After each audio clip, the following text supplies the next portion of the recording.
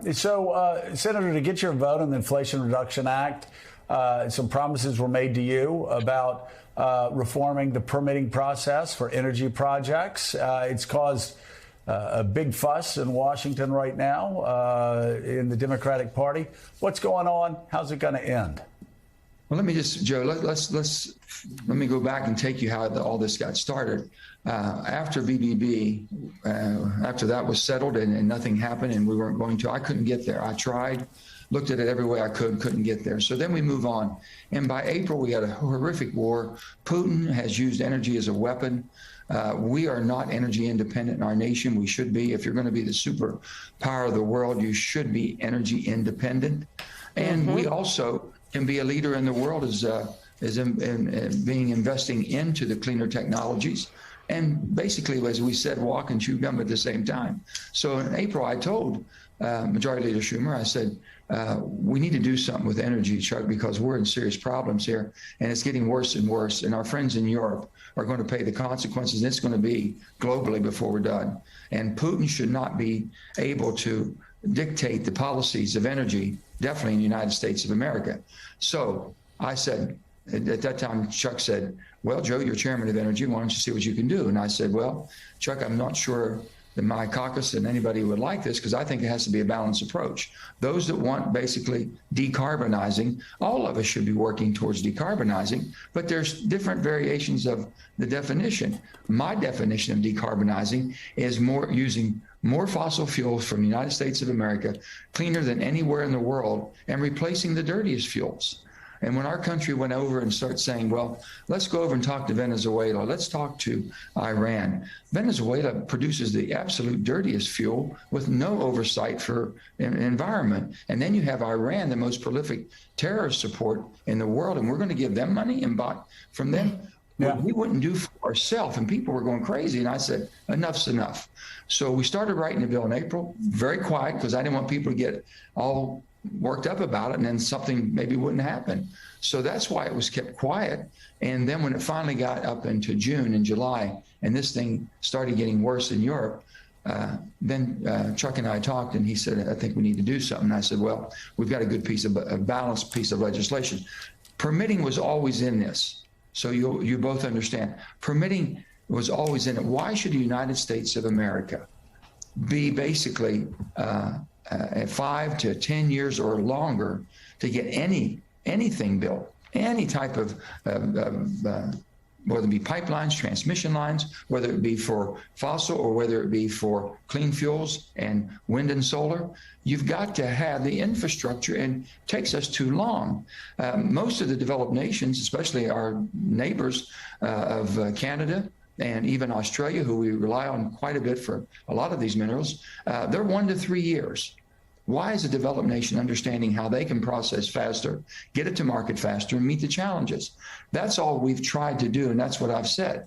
So that's what we're working on right now, and we've got a great opportunity, and this is something that I've been working 12 years with my Republican colleagues. 12 years is number one, hey, Joe, we've got to be able to permitting reform to build things and get things done. It's absolutely horrible in America that we string things out for 5, 10, and even longer, sometimes 12 and 15 years before we get a permit to do anything.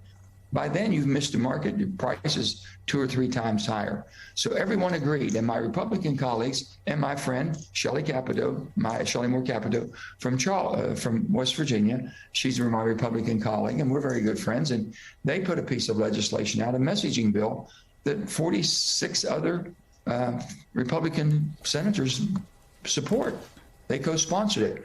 So if there's 47 Republican senators that said we need to have permitting reform, and we have a majority of the Democrats right now, don't you think it would be pretty easy for us to move forward? That's what we're hoping for will happen this week. Right, and Senator, you look at what Barack Obama used to say about energy.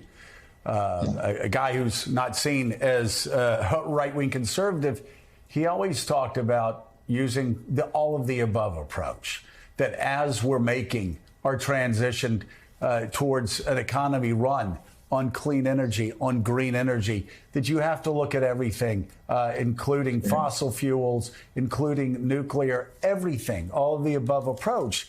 But at the start of this war, I spoke to people across Europe, spoke to people across the world, and kept saying, what do we need to do long term? What do we need to do? And they would all go back to the same thing. And I know this will surprise people. This may sound sort of boring and mundane to some people at home, talking about permitting processes, but it's not. It's a national security issue.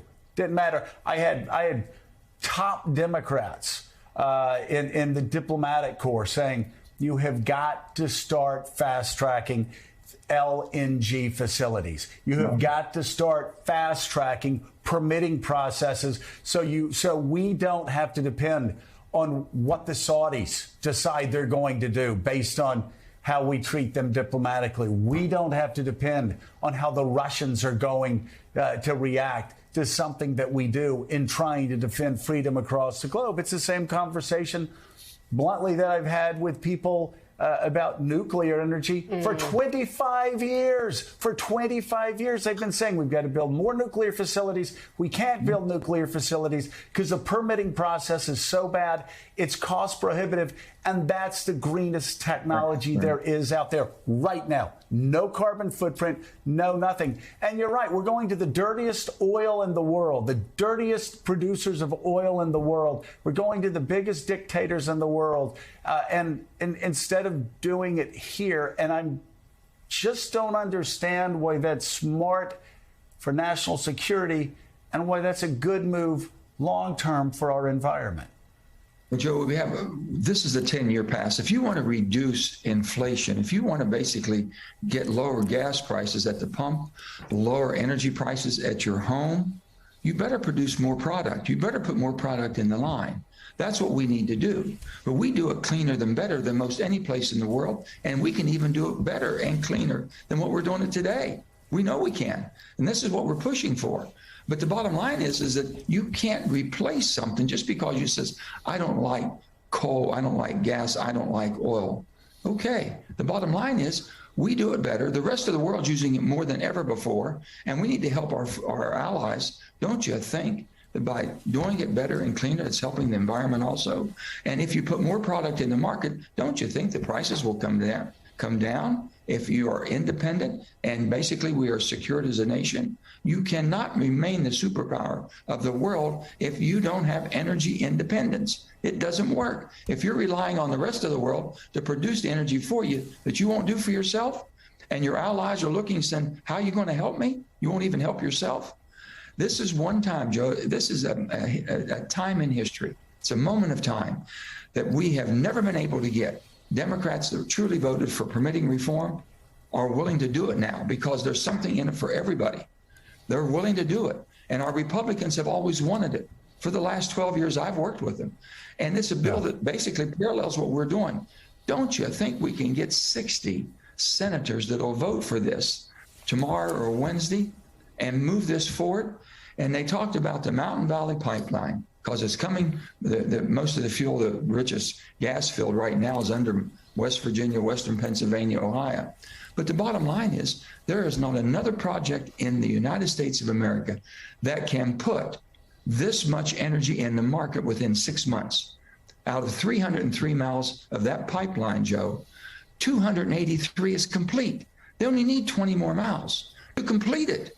Then it's going to put 2 billion cubic feet a day in the market. That'll backfill all the shortages we have in America, should stabilize or bring down the prices at your home and utility bills. And it also give us enough energy to help with LNG to backfill in Europe. Why wouldn't we do that? It's the most prudent thing. Another story we'll be watching this week as the vote plays out. Senator Joe Manchin, thank you very much for coming on the show this morning. We appreciate it.